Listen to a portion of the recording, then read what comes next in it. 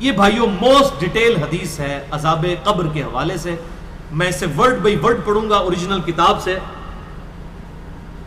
سنن ابی داؤد میں 4753 ہے. مسند امام احمد میں جلد 4 صفحہ 287 پر 18557 ہے. اور المستدرک للحاکم میں 107 نمبر حدیث ہے. مشکات میں 1630 نمبر ہے. اچھا یہ ابو داؤد کی جو اس کی روایت ہے اور مسند احمد کی اس میں آمش مدلس ہے اور ان سے روایت کر رہا ہے.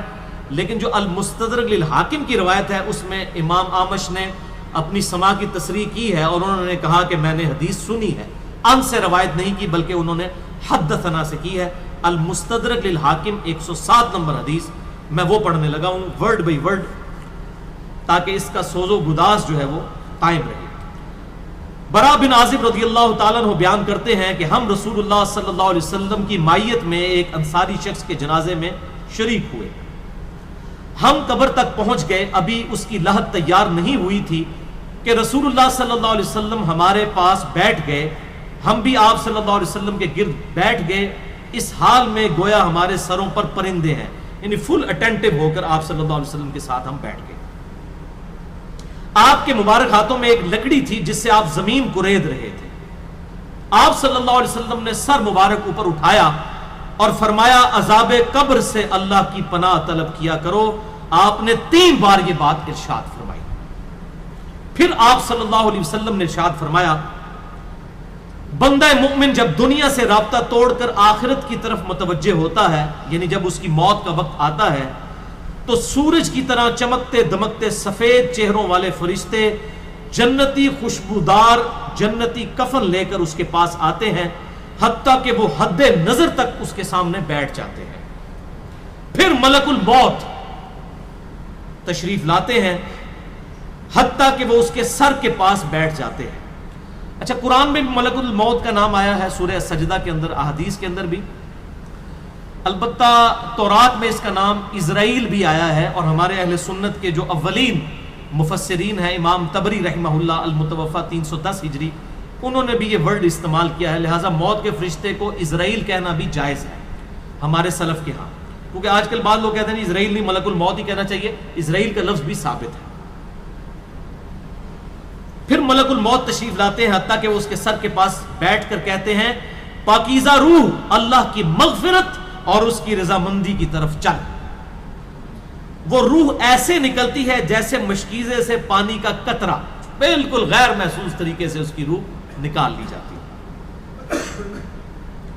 اور جب ملک الموت اس کی روح نکالتے ہیں تو باقی فرشتے اسے آنکھ جھپکنے کے برابر بھی ملک الموت کے پاس نہیں رہنے دیتے بلکہ اسے فوراً اس کے کفن اور اس خوشبو میں لپیٹ دیتے ہیں جو جنت سے لائی ہوتی ہے.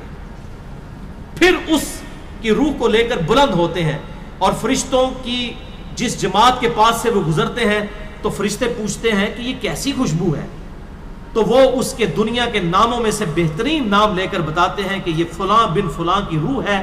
حتیٰ کہ وہ اسے آسمان دنیا تک لے پہنچتے ہیں اور اس کے لیے دروازے کھولنے کی اجازت طلب کرتے ہیں تو جنت کے جو آسمانوں کے دروازے ہیں اس کے لیے کھول دیے جاتے ہیں.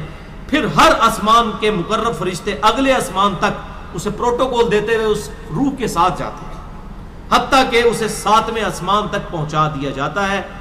تو اللہ تعالیٰ فرماتا ہے میرے بندے کا نامہ اعمال علیین میں لکھ دو, جو سورۃ المطففین میں آیا ہے. علیین اور سجین یہ 2 مقامات ہیں. ایمان والوں کی روحیں جو ہیں علیین میں ان کا نامہ اعمال لکھا جاتا ہے اور جو منافقین ہیں مجرم ہیں سجین میں لکھا جاتا ہے. سورۃ المطففین سورت نمبر 83 ہے پارہ نمبر 30 کے اندر. اور اسے واپس دنیا کی طرف لے جاؤ کیونکہ میں نے انہیں اسی دنیا سے پیدا کیا اور اسی میں انہیں لوٹاؤں گا اور پھر دوبارہ اسی سے نکالوں گا. پھر اس کی روح اس کے جسم کی طرف لوٹا دی جاتی ہے. لیکن یہ لوٹنا دنیا کا سا لوٹنا نہیں ہوگا, یعنی وہ لوٹنے کے بعد یہ نہیں ہے کہ مردہ قبر میں کوئی بیٹھ جائے گا ہمیں نظر آئے گا. یہ سب کچھ برزخی معاملات ہوں گے جو میں نے پچھلی دفعہ ڈسکس کیے تھے سورہ فاطر کی آیت نمبر 42 کے تحت کہ نیند کی حالت میں بھی انسان کی روح قبض ہوتی ہے لیکن اس کو چٹکی کاٹے تو وہ جاگ اٹھتا ہے. روح کا تعلق بھی رہتا ہے اس حالت میں بالکل اس طریقے سے. یہ ایک ڈیفرنٹ لائف ہے, برزخی لائف. پھر 2 فرشتے اس کے پاس آتے ہیں یعنی اس کی قبر میں, اسے بٹھا کر پوچھتے ہیں اب یہ وہ 4 سوال یہاں پر آ رہے ہیں اس ڈیٹیل حدیث میں. پہلا سوال کرتے ہیں تیرا رب کون ہے؟ من رب کا؟ وہ کہتا ہے ربی اللہ، میرا رب اللہ ہے. دوسرا سوال پوچھتے ہیں تیرا دین کیا ہے؟ ما دینو کا، تیرا دین کیا ہے؟ تو وہ کہتا ہے میرا دین اسلام ہے. پھر پوچھتے ہیں کہ وہ آدمی جو تم میں مبعوث کیے گئے وہ کون ہے؟ اب یہاں پر وہ ڈیٹیل آئی، الذی بعث فیکم، وہ شخص جو تم میں مبعوث کیا گیا تھا وہ کون تھا؟ تو یہ جو کہتے ہیں نا قبر میں آپ صلی اللہ علیہ وسلم آ جاتے ہیں، تو یہ کسی حدیث میں بھی نہیں ہے. اس میں ڈیٹیل آ گئی کہ اس سے پوچھا جاتا ہے جو شخص تم میں پیغمبر بنا کر بھیجا گیا وہ کون تھا؟ تو وہ کہتا ہے ہوا محمد رسول اللہ، وہ اللہ کے رسول محمد صلی اللہ علیہ وسلم. مسئلہ حاضر و ناظر میرا ریکارڈ ہے، مسئلہ نمبر 7، جس میں نے یہ تمام شبہات کلیئر کیے ہیں. یہ 3 سوالوں کے بعد اچھا جامعہ ترمذی میں ایک حدیث ہے 3120، اس میں الفاظ ہیں کہ وہ پوچھتے ہیں من نبیو کا، تیرا نبی کون ہے؟ اس میں تو ہے نا کہ اس شخص کے بارے میں تیرا کیا عقیدہ ہے، اس میں من نبیو کا الفاظ ہیں. جامعہ ترمذی 3120. اچھا اللہ کا شکر ہے کہ یہ نہیں پوچھتے تیرا فرقہ کون سا ہے، تو کس امام کی تقلید کرتا تھا، کیڑی مسیتی تو نماز پڑھتا سا ہے. دیکھ لو کوئی چیز نہیں. تیرا رب کون ہے، تیرا دین اور نبی صلی اللہ علیہ وسلم. تو دنیا میں بھی ہم یہی کہتے ہیں اللہ رسول قرآن، یہی بات ہے. تو قبر کے اندر جا کر بھی یہی سوال ہے. اب وہ جب 3 سوالوں کے جواب دیتا ہے تو فرشتے چوتھا سوال اس سے پوچھتے ہیں، جو میں نے قبر کا چوتھا سوال، مسئلہ نمبر 78، تمہیں کیسے پتا چلا، ان 3 سوالوں کے جواب تمہیں کیسے آئے؟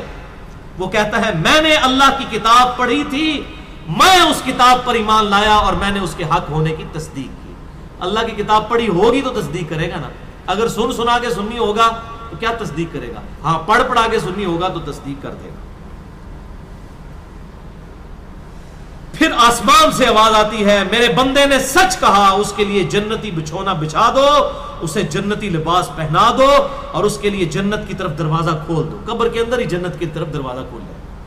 یعنی آپ سمجھ لیں جس طرح یہ اب ٹچ سکرین موبائل رکھ کے اور جناب لیپ ٹاپ رکھ کے سامنے لوگ بیٹھے ہوتے ہیں نا، تو ایک دوسری دنیا میں چلے جاتے ہیں.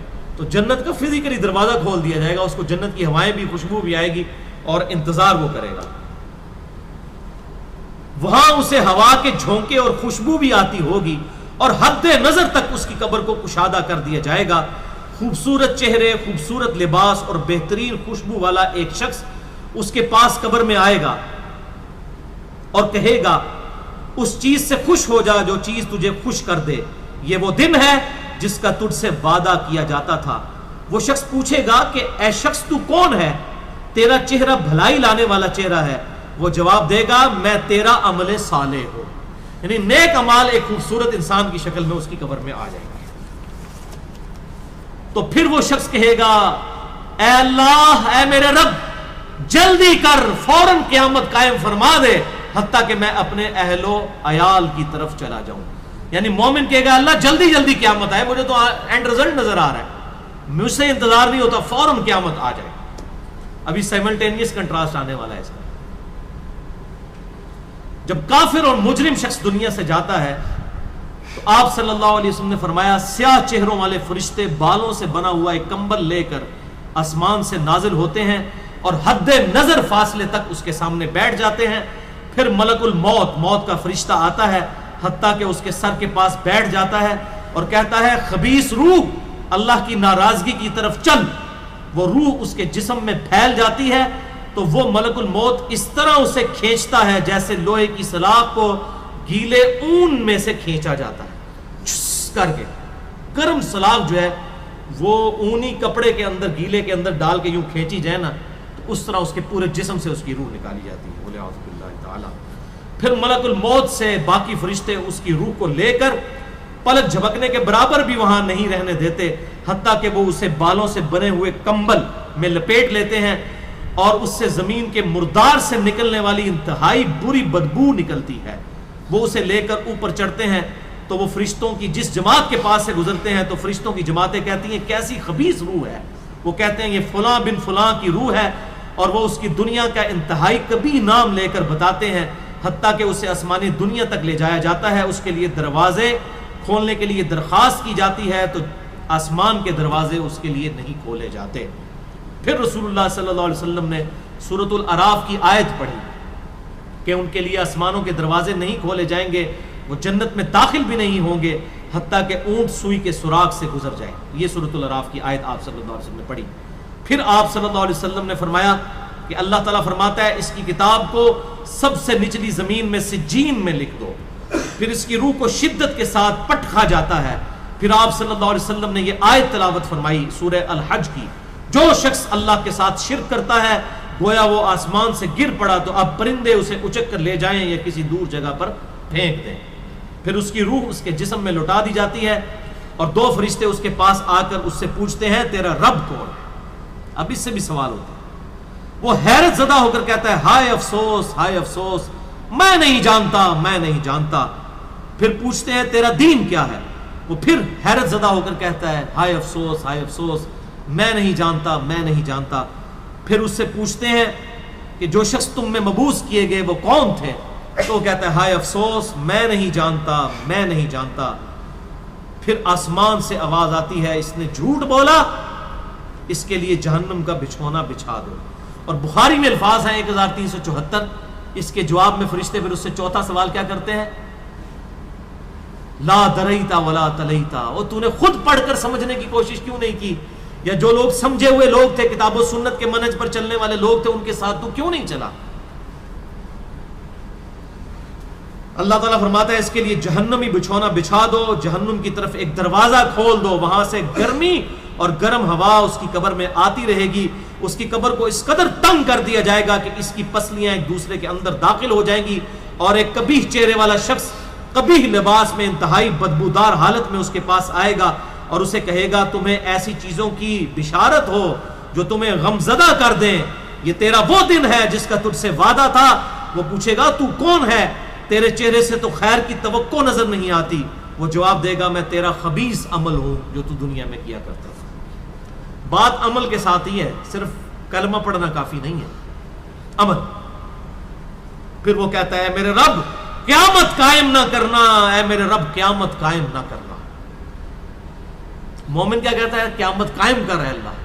اب یہ وہ حدیث ہے وہ جس اس آیت کو حل کرتی ہے جو پچھلی دفعہ ایک بھائی نے سوال بھی کیا تھا. سورہ یاسین کی آیت نمبر ہے 52. قالوا یا ویلنا من بعثنا من مرقدنا, یعنی جب قبروں سے نکالا جائے گا مجرموں کو, وہ کہیں گے ہائے افسوس ہمیں کس نے ہماری قبروں سے باہر نکال دیا. تو اللہ تعالیٰ کیا فرمائے گا, ھذا ما وعد الرحمن وصدق المرسلون, یہی ہے وہ جس کا وعدہ رحمان نے کیا تھا اور رسولوں نے سچا کہا تھا. تو وہ کہتے ہیں جی منکرین عذاب قبر کہتے ہیں جی وہ انسان کیوں کہتے ہیں ہماری قبروں سے کس نے اٹھا لیا, تو اس پہ عذاب تو نہیں ہوتا. عذاب تو ہو رہا ہے. آپ دیکھیں اس وہ حدیث میں کیا کہہ رہا ہے, اللہ قیامت قائم نہ کرنا, یعنی یہ عذاب تو آیا, قیامت آئی تو پھر بڑا عذاب بھی مجھ پر آئے گا. تو اسی لیے وہ اس حیرت زدہ ہوگا قیامت والے دن کہ اب میرے اوپر اگلی مصیبت آ گئی, عذاب کی چوتھی اور فائنل قسط بھی میرے پر آنے والی ہے. والعیاذ باللہ تعالی, اللہم اجرنا من النار. 11ویں حدیث سنن نسائی میں 1834, مشکات میں 1629.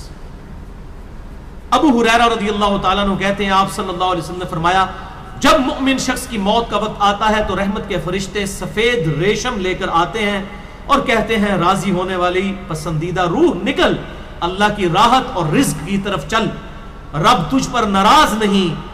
تو وہ بہترین کستوری کی خوشبو کی طرح نکلتی ہے حتیٰ کہ وہ ایک دوسرے سے اسے لے کر اس طرح کرتے کرتے آسمان کے دروازوں تک پہنچ جاتے ہیں. تو وہ کہتے ہیں زمین سے یہ کیسی پاکیزہ خوشبو تمہارے پاس آئی ہے. وہ اسے مومنوں کی روح کے پاس لے جاتے ہیں, یعنی نیک آدمی کی روح کو, جو پہلے مومن مر چکے ہیں ان کی روحوں کے پاس. تو انہیں اس کے آنے پر اس سے بھی زیادہ خوشی ہوتی ہے, یعنی مومن انتظار کر رہے ہوتے ہیں اور ویلکم کرتے ہیں. جیسا کہ تم میں سے کسی کو اپنے بچھڑے ہوئے شخص کے ملنے پر خوشی ہوتی ہے. تو وہ آلریڈی جو مردہ روحیں وہاں پر پہنچی ہوتی ہیں, جو مر چکے شخص جو ہوتے ہیں ان کی روحیں, وہ نئی آنے والی روح سے پوچھتے ہیں فلاں کا کیا حال ہے, فلاں کا کیا حال ہے. پھر وہ کہتے ہیں اسے چھوڑ دو کیونکہ یہ ابھی ابھی دنیا کے غم میں مبتلا ہو کر یہاں پر آیا ہے.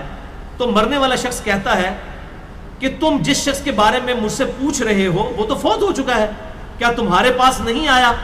وہ کہتے ہیں اسے تو اس کے ٹھکانے ہاویہ یعنی جہنم میں پہنچا دیا گیا ہے, اور جب کافر شخص کی موت کا وقت آتا ہے تو عذاب کے فرشتے بالوں کا لباس لے کر اس کے پاس آتے ہیں اور اسے کہتے ہیں ناراض ہونے والی ناپسندیدہ روح نکل، اللہ کے عذاب کی طرف چل۔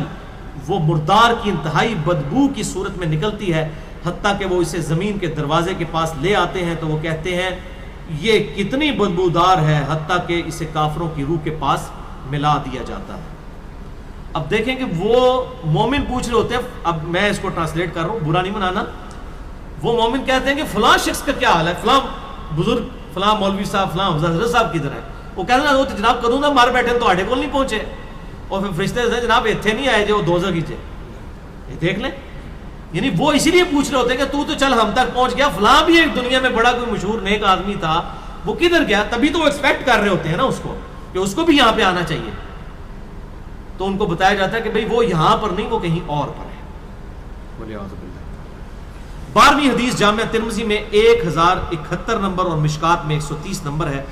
سیدنا ابو ہریرہ کہتے ہیں نبی صلی اللہ علیہ وسلم نے فرمایا جب میت کو دفن کیا جاتا ہے تو 2 سیاہ فام نیلی آنکھوں والے فرشتے اس کے پاس آتے ہیں، ان میں سے ایک کو منکر اور دوسرے کو نکیر کہا جاتا ہے۔ سیاہ فام نیلی آنکھوں والے خطرناک شکل کے فرشتے منکر اور نکیر۔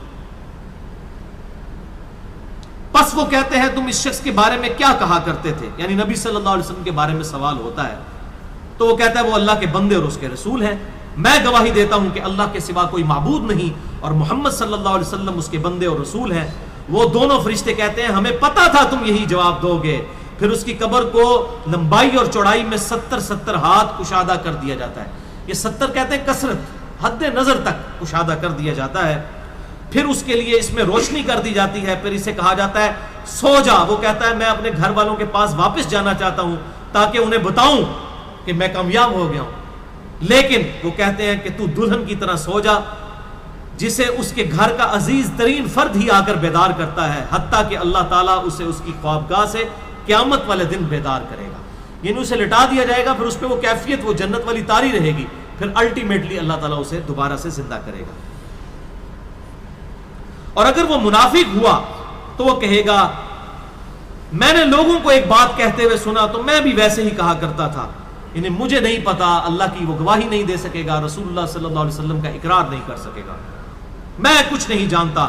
وہ فرشتے کہیں گے ہمیں پتا تھا تم یہی کہو گے، پس زمین سے کہا جاتا ہے اس پر تنگ ہو جا، وہ اس پر تنگ ہو جاتی ہے حتیٰ کہ اس کی ہڈیاں اور پسلیاں ایک طرف کی دوسری طرف آ جاتی ہیں، یوں بولے اعوذ باللہ تعالی، اور اسے مسلسل عذاب ہوتا رہے گا حتیٰ کہ اللہ اسے خوابگاہ سے دوبارہ زندہ کرے گا، یعنی قیامت تک اس پر وہ اس حالت میں عذاب رہے گا، ہمیں نظر نہیں آئے گا۔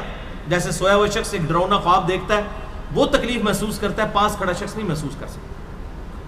اور سنن دارمی میں ایک حدیث ہے صحیح سند کے ساتھ، مشکات میں 134 نمبر ہے کہ آپ صلی اللہ علیہ وسلم نے فرمایا 99 اژدہے اس پر، 99 جو ہے خطرناک ڈینجرس قسم کے سانپ اس پر مسلط کر دیے جاتے ہیں جو قیامت تک اسے ڈستے رہتے ہیں، اور وہ اتنے خطرناک اژدہے ہیں آپ صلی اللہ علیہ وسلم نے فرمایا کہ اگر ان میں سے کوئی ایک بھی دنیا پر اپنی پھنکار پھینک دے تو دنیا کی زمین کا بھی سبزہ نہ ہوگا، ایسا زہر ہے ان کے اندر۔ بولے اعوذ باللہ تعالی، اللہم اجرنا من النار، اللہم اجرنا من النار۔ یہ بھائیوں عذاب قبر کیمرے سے نہیں دیکھا جا سکتا، یہ اللہ تعالیٰ نے پردہ رکھا۔ 13ویں حدیث جامعہ ترمذی میں 2308، سنن ابن ماجہ میں 4267، مشکات میں 132۔ سیدنا عثمان غنی رضی اللہ تعالیٰ عنہ جب بھی کسی قبر کے پاس سے گزرتے تو اتنا روتے کہ ان کی داڑھی تر ہو جایا کرتی۔ ساتھیوں نے پوچھا حضرت جب دوزخ کا ذکر کرتے ہیں اس وقت تو آپ کی آنکھوں میں آنسو نہیں آتے، لیکن قبرستان آ کر آپ پر ایسی حالت کیوں طاری ہو جاتی ہے؟ تو سیدنا عثمان نے فرمایا کہ میں نے اپنے محبوب صلی اللہ علیہ وسلم سے سنا کہ بے شک قبر آخرت کی منزلوں میں سے پہلی منزل ہے، جو اس میں بچ گیا اگلی منزلیں اس کے لیے آسان ہوتی چلی جائیں گی، اور جسے یہاں پر مشکل درپیش ہوئی اس کی اگلی منزلیں اس سے بھی مشکل در مشکل ہوتی چلی جائیں گی۔ پھر آپ صلی اللہ علیہ وسلم نے فرمایا میں نے قبر سے زیادہ سخت اور برا منظر کبھی نہیں دیکھا۔ تو یہ حضرت عثمان غنی رضی اللہ تعالیٰ عنہ کی وہاں پر یہ حالت ہوتی تھی، اور اس میں کیا الفاظ ہے؟ قبر آخرت کی منزلوں میں سے پہلی منزل ہے۔ لہذا یہ پرفیکٹ دعا ہے، اللہم ربنا آتینا فی الدنیا حسنہ وفی الآخرۃ حسنہ وقنا عذاب النار۔ یہ مولویوں نے جو اپنے بیچ میں جو ہے وہ انجینئرنگ کرنے کی کوشش کی ہے، وقنا عذاب القبری، وقنا عذاب الحشری، یہ جو بدعت داخل کی ہے، اس کی ضرورت ہی نہیں ہے، کیونکہ عذاب قبر بھی اس میں داخل ہے۔ اس میں الفاظ آپ نے دیکھ لیے کیا ہے، قبر آخرت کی منزلوں میں سے پہلی منزل ہے، تو وقنا عذاب القبری وقنا عذاب الحشری کہنے کی ضرورت ہی نہیں ہے۔ ربنا آتینا فی الدنیا حسنہ وفی الآخرۃ حسنۃ وقنا عذاب النار۔ تو اس سے یہ بھی بات پتہ چل گئی کہ قبرستان جانے کا مقصد ہے آخرت کی یاد، جو صحیح مسلم میں حدیث ہے 2259 کہ قبروں پہ جایا کرو تاکہ آخرت کی یاد آئے۔ تو سیدنا عثمان بھی دیکھیں قبرستان جا کر وہاں پر آخرت کی یاد کے لیے جایا کرتے تھے، اور یہ حقیقت بات ہے، قبرستان جانے سے ہی انسان کا قبلہ درست ہوتا ہے۔